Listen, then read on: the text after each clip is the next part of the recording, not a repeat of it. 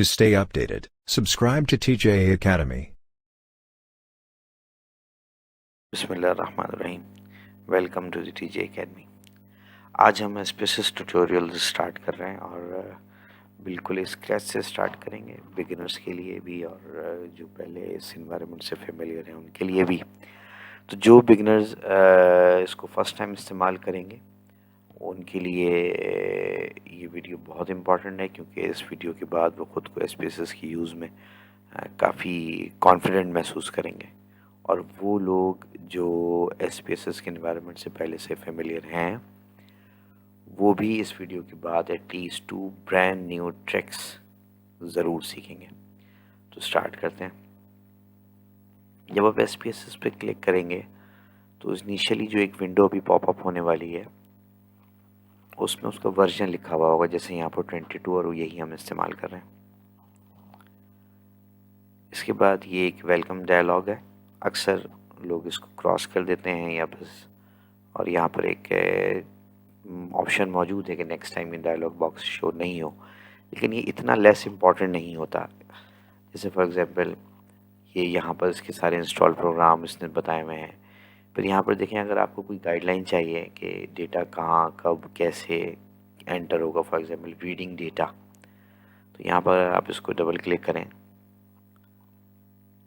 तो यहाँ पर एसपीएसएस की वो पूरी गाइडलाइन ओपन हो जाएगी लाइक दिस।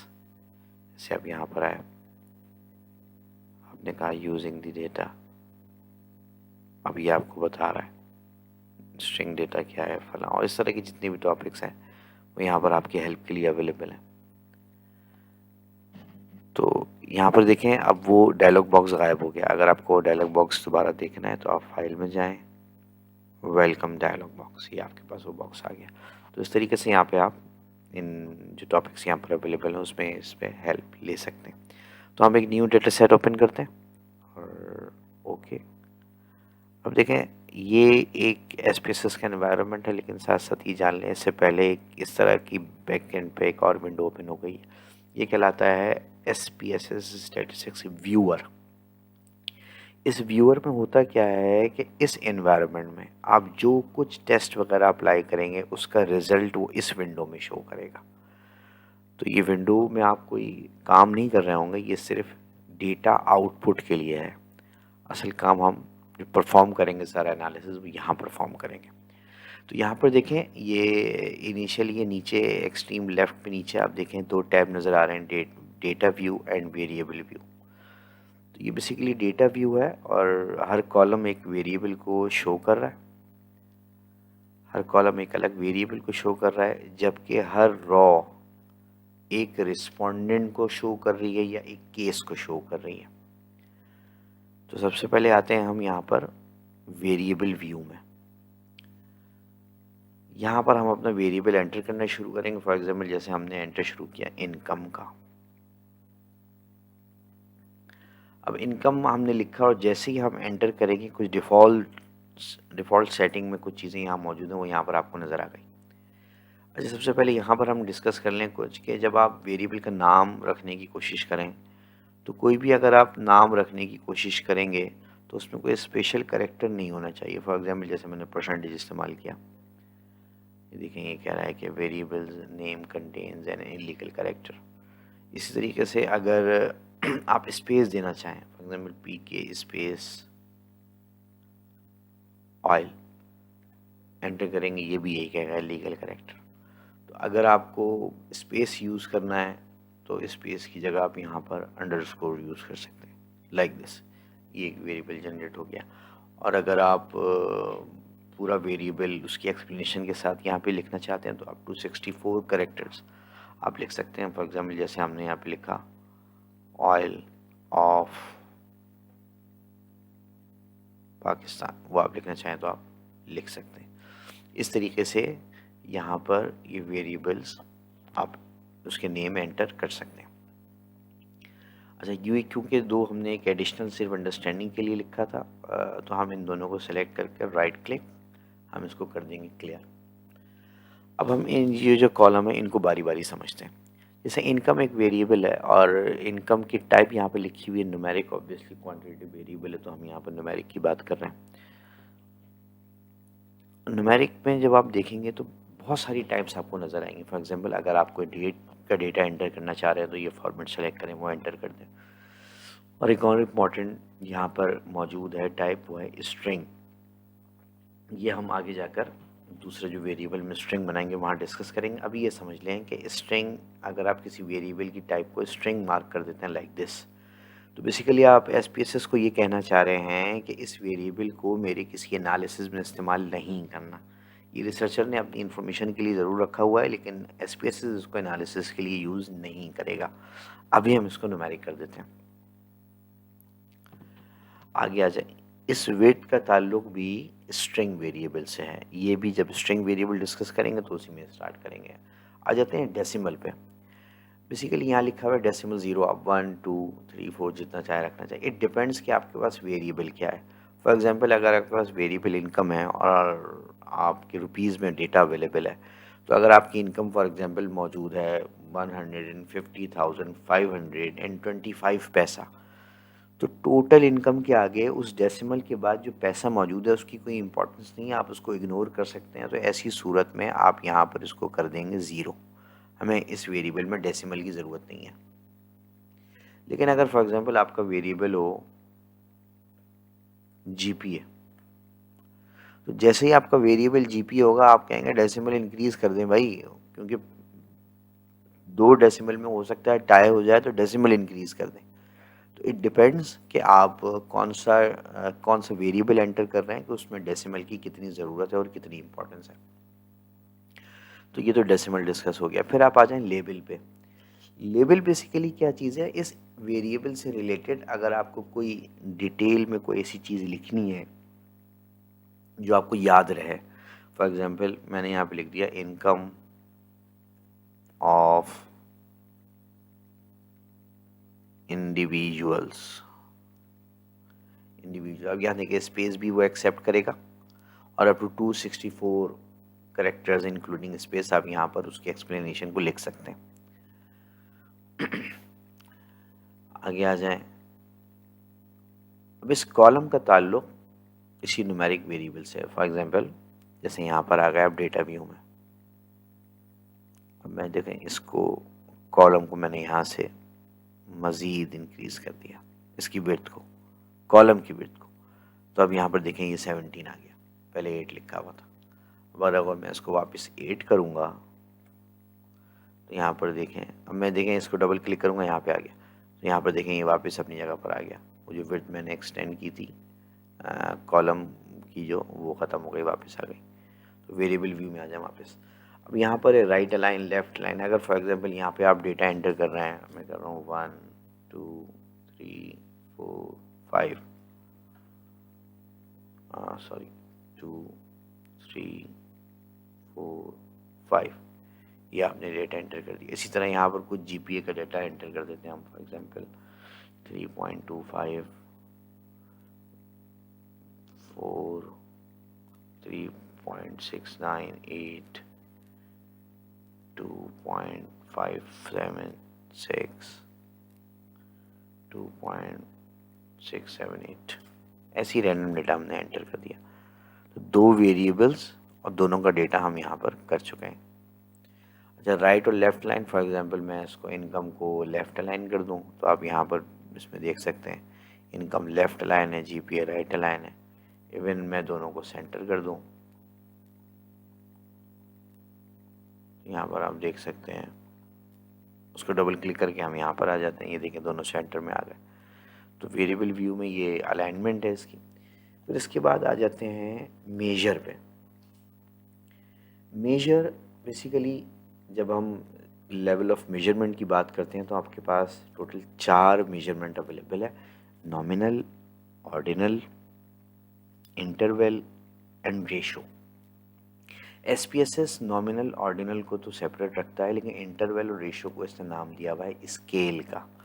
और ऑब्वियसली जो इनकम हमारे पास वेरिएबल है ये ना ही नॉमिनल है ना ही ऑर्डिनल है। इसकी डिटेल वीडियो उसमें मौजूद है, आप उसको देख सकते हैं कि नॉमिनल क्या है, ऑर्डिनल क्या है, इंटरवल क्या है और रेशियो स्केल क्या है। तो बहरहाल यहाँ पर इनकम जो है वो स्केल वेरिएबल में काउंट होगा, और स्केल में अगर आप उसमें डिटेल में जाएं तो बेसिकली रेशो में काउंट होगा। तो क्योंकि एसपीएसएस इंटरवल और रेशो को दोनों में स्केल कंसिडर करता है, तो हमने यहाँ पर इसको स्केल कंसिडर किया।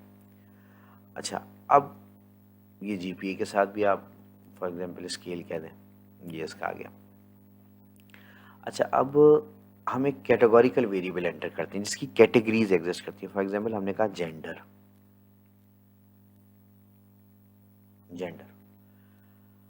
अब जेंडर आपके पास कैटेगोरिकल वेरिएबल यानी इसकी दो मेन कैटेगरीज हैं, मेल एंड फीमेल। तो आप इसको कैसे मेंशन करेंगे कि ये मेल है या फीमेल?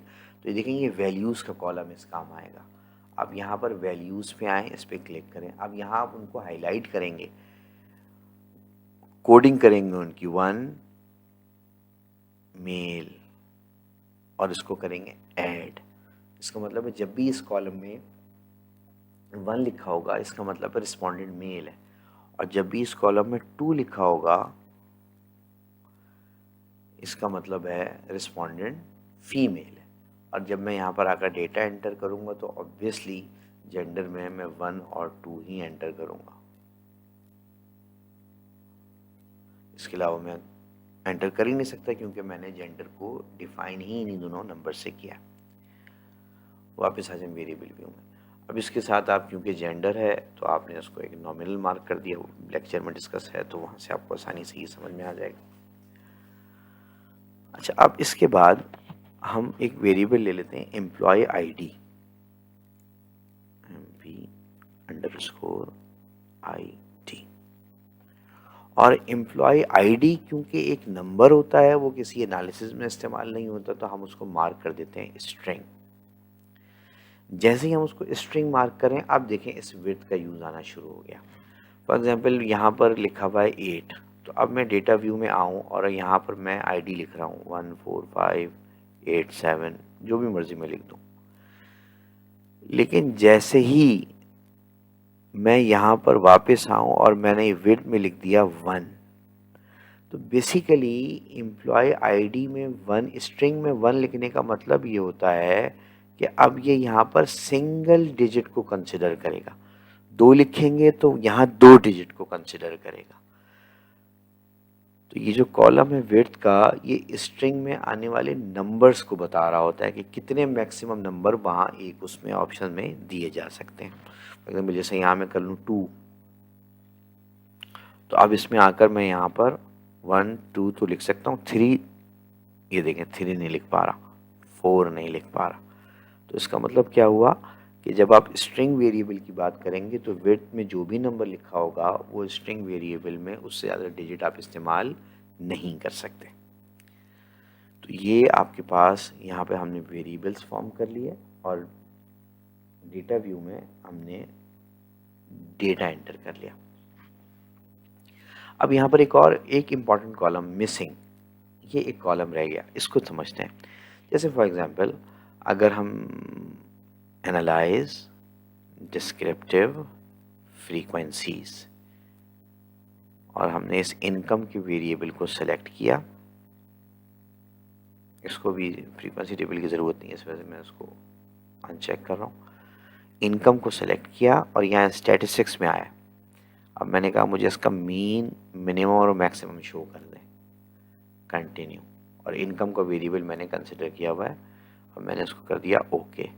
अब ये देखें यहाँ पर मीन आ गया इसका 3, मिनिमम 1, मैक्सिमम 5। ये रहा मीन है 3, मिनिमम 1, मैक्सिमम 5।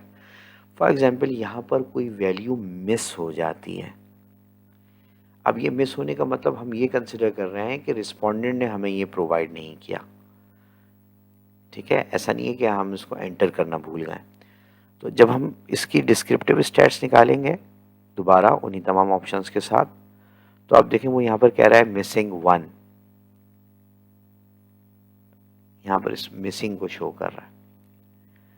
अच्छा, अब अगर हम इसको ऐसे ही छोड़ दें तो यहाँ ये डाउट हो सकता है कि हो सकता है आप इसको एंटर करना भूल गए हो, डेटा मौजूद हो। लेकिन अगर ऐसा केस नहीं है और आपको इनकम प्रोवाइड ही नहीं की गई है, तो इस बात को कंफर्म करने के लिए कि कि ये डेलिबरेटली ब्लैंक है, हमें ये डेटा अवेलेबल नहीं किया गया, तो उसके लिए फॉर एग्जांपल हम यहाँ पर एक नंबर मार्क कर देते हैं, रख देते हैं 999।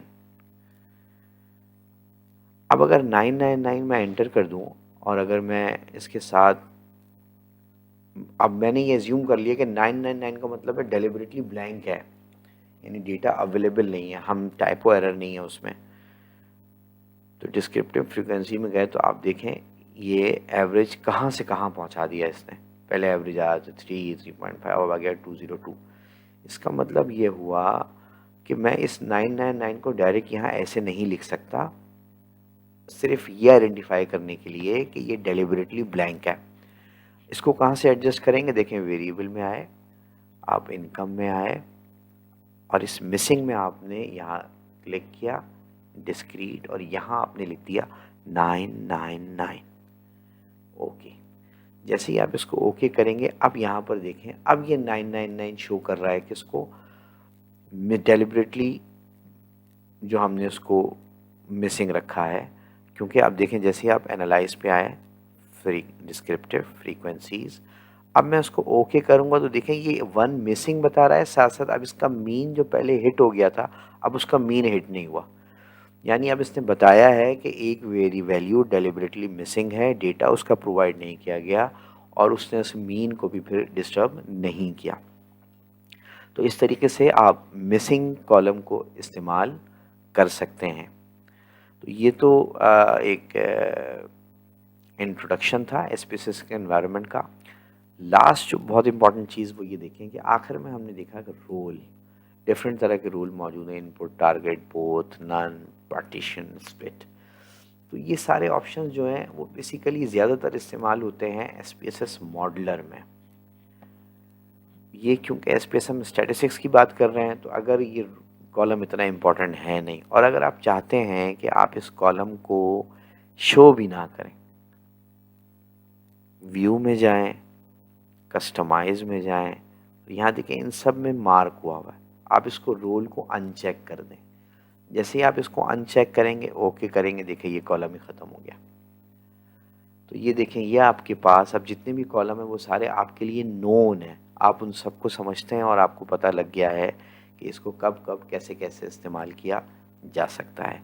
अच्छा, यहाँ पे अब एक चीज़ और देखें कि जब हम डेटा व्यू पे आते हैं तो देखें यहाँ पर ऑप्शंस मौजूद है। अब यहाँ पर जब हम व्यू पे आएंगे तो यहाँ पर एक टूल बार का ऑप्शन मौजूद है, जब हम इसको मार्क करेंगे तो ये टूल बार हमारे पास आ गया। अब इसमें काफ़ी इंपॉर्टेंट ऑप्शंस हैं, जैसे देखें ये इनकम एक वेरिएबल मौजूद था जो नंबर्स में था, जीपीए नंबर में अवेलेबल था।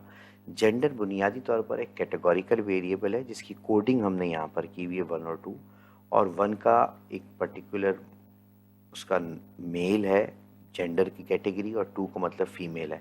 अगर हम ये जाइए इसी स्क्रीन पर रहते हुए जानना चाहते हैं कि इसमें से कैटेगरीज़ के जो नंबर दिए हैं वो कौन कौन सी कैटेगरीज हैं, तो यहाँ पर देखें ऊपर एक ऑप्शन मौजूद है 1 to A and A to 1। जैसे फॉर एग्जांपल मैं इसको जैसे ही मार्क करूँगा, अब ये जैसे ही मैंने बटन प्रेस किया, आप ये देखें कैटेगोरिकल वेरिएबल की सारी कैटेगरीज नज़र आनी शुरू हो गई, और जैसे ही मैं इसको दोबारा प्रेस करूँगा तो यहाँ पर ये कैटेगरी वापस न्यूमेरिकल फॉर्म में नज़र आना शुरू हो गया। तो आई होप एसपीएसएस का जो इनिशियल एक एनवायरनमेंट है ये आपको अच्छे से समझ आया होगा, और उन लोगों के लिए जो पहले से फेमिलियर थे मुझे यकीन है कि कुछ ना कुछ न्यू ट्रिक्स उनको इसमें ज़रूर मिली होंगी। अगर ये वीडियो आपको पसंद आए तो उसको लाइक करें, शेयर करें, हमारे चैनल को सब्सक्राइब करें और बेल आइकन पर ज़रूर क्लिक करें।